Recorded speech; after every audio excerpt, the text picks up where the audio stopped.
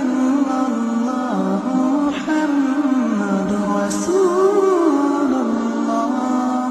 الذي يتأمل حال تأخر النصر عند إخواننا في سوريا وفي الشام خاصة يرى أن بعض الناس عندما تأخر النصر يؤزه هذا وربما بدون هذا إلى سب الله والعياذ بالله أو سب الدين، وهذا منتشر عند بعض الناس، لا نقول كل الناس، عند بعض الناس في هذه البلدان، وهي بلدان لها خيريتها ولها فضلها ومباركتها، هي الأرض المباركة.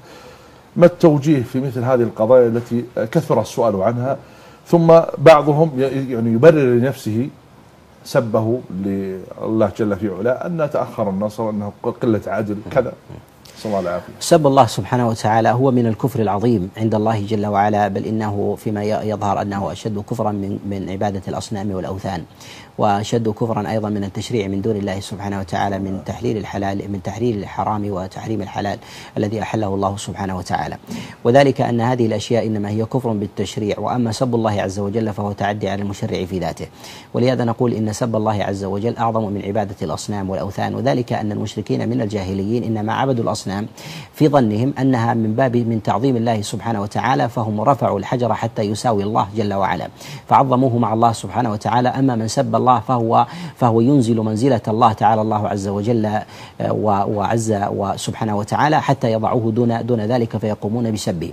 ولهذا الله سبحانه وتعالى نهى نبيه عليه الصلاة والسلام أن يسبوا آلهة المشركين، فقال جل وعلا: ولا تسبوا الذين يدعون من دون الله فيسبوا الله عدوا بغير علم، أي يسبوا الله جل وعلا فيعتدوا عليه. هم مشركون، فلماذا أيضا نأخذ منهم الزيادة في الكفر؟ لأن سب الله عز وجل أعظم من الوثنية، أعظم من الوثنية، لأنهم وقعوا في الوثنية والإشراك مع الله عز وجل، يرون أن ذلك جسرا يوصل إلى الله سبحانه وتعالى. وأما سب الله عز وجل فهو إنزال لمقدار الله سبحانه وتعالى. إذن فالكفر في ذلك مراتب.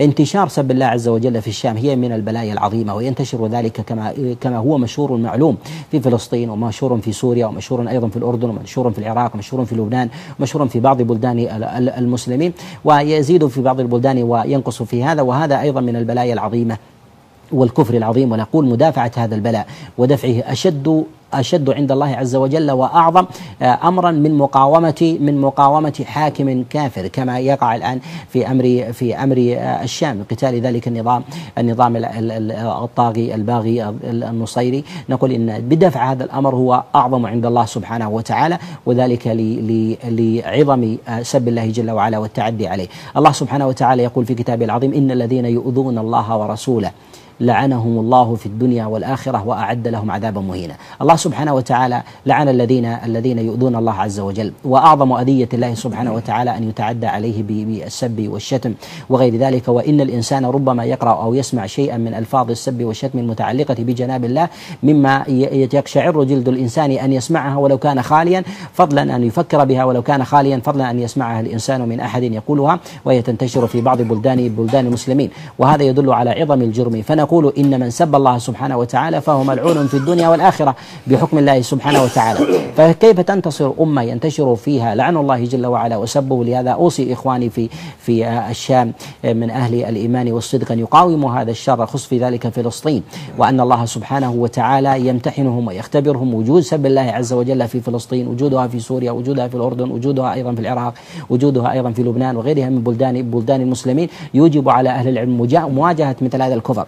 أرى أن اليهودية والنصرانية أهون كفرا ممن سب الله سبحانه وتعالى ولو زعم الإسلام، وكل كفر مخرج من ملة الإسلام. ولهذا نقول أوصيهم بتقوى الله عز وجل ومواجهة هذا الكفر، فإن الله سبحانه وتعالى لا يجعل بلدا يستقر وفيها إيذاء الله سبحانه وتعالى وفيهم من لعنه الله جل وعلا، وهي الذي يؤذون الله سبحانه وتعالى ورسوله. ولهذا نقول إن الله عز وجل جعل الاستهزاء والسخرية بآياته وبنبيه كفرا به جل وعلا. ولهذا يقول الله سبحانه وتعالى: قل أبالله وآياته ورسوله كنتم تستهزئون لا تعتذروا قد كفرتم بعد إيمانكم. هؤلاء الذين يستهزئون بآيات الله بأحكام الشريعة، فكيف بالاستهزاء بالمشرع؟ لا شك أنه أعظم جرما عند الله سبحانه وتعالى. ولهذا نقول لا يمكن أن يتمكن لأمة النصر وينتشر في الناس سب الله سبحانه وتعالى، والأمة التي يقع فيها مثل هذا الأمر لا يمكن أن يمكن الله عز وجل له في الأرض. ولهذا أوصي إخواني أن يطهروا أنفسهم أنفسهم ومجتمعاتهم، أن يطهروا من حولهم أيضا من الناس من يسمعون في المدارس والميادين والمتاجر وغير ذلك مثل هذا الأمر،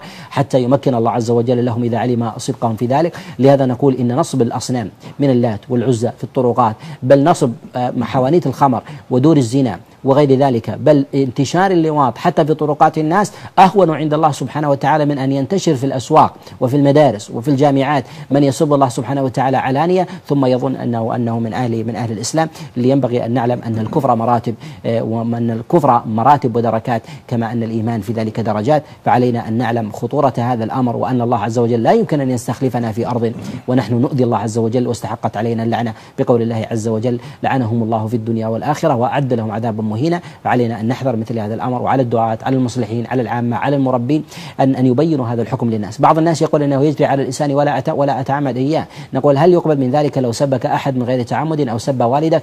الحكام لا يقبلون أن يسبهم أحد من غير قصد، يقول أن كنت أستهزئ أو أمزح أو ألعب أو يجري على لساني سب السلطان أو غير ذلك، لا يقبلون مثل هذا الأمر. لماذا؟ لأنه حتى لو كان سخرية واستهزاء يضعف من جانب طاعته وقبول أمره وغير ذلك، فهذا من الأمور التي لا تقبل. ولهذا الله سبحانه وتعالى يقول: لا تعتذروا قد كفرتم بعد إيمانكم. أحسب أن من ربما وقع في مثل هذا لجهل أو لسبب أو لآخر أنه يحدث نفسه بالتوبة بالأوبة بالرجوع، هل من إجمال لحديث التوبة؟ هو باب التوبة مفتوح، وسقف الذنوب في ذلك لا سقف له. لهذا أعظم ما يعصى الله عز وجل به هو ما يتعلق بالكفر بالله جل وعلا، ومن أعظم الكفر ما يتعلق بسبه سبحانه وتعالى. ولهذا الله عز وجل قال في النصارى: لقد جئتم شيئا إدا تكاد السماوات يتفطرن منه. الله عز وجل يعني جعل مثل هذا الأمر تتفطر منه السماوات والأرض. ولهذا نقول إنه ينبغي للإنسان أن يتوب إلى الله عز وجل بمثل ذلك، ويجب عليه أن يتوب من هذا الذنب، وأن يبادر إلى الله سبحانه وتعالى بالتوبة.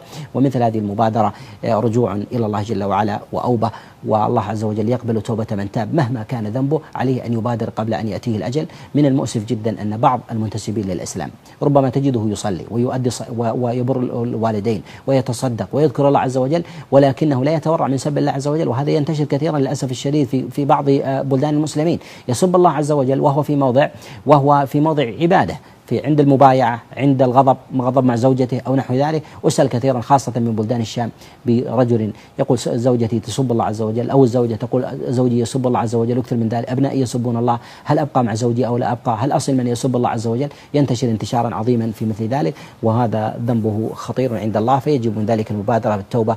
وهي رسالة العلماء والمربين أن يعلموا أن هذا أعظم ما يجب على الإنسان أن يدفعه في هذه الأرض من الكفر والطغيان.